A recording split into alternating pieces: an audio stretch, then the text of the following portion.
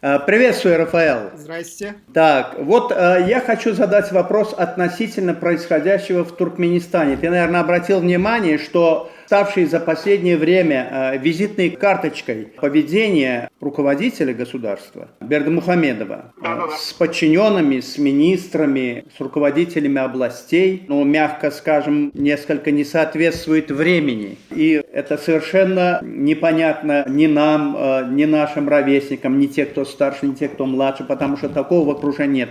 Что можно сказать по этому поводу?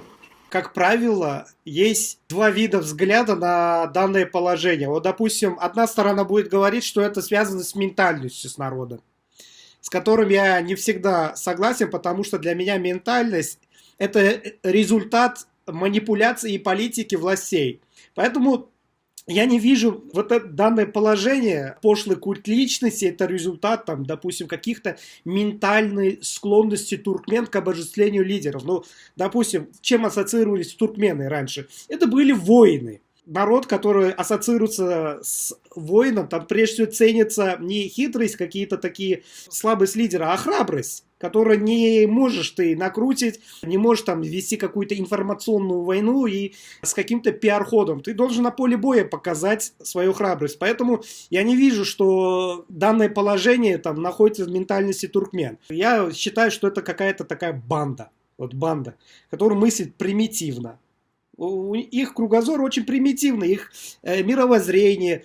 Там нет никакой мудрости, там нет никакой там такой хитрости. Это банальное использование репрессивного аппарата, выдавливание людей, которые умеют правильно принимать решения самостоятельно. И в результате мы видим вот такой примитивный вид культ личности. Это посчитать по пальцам, аналогов увидеть.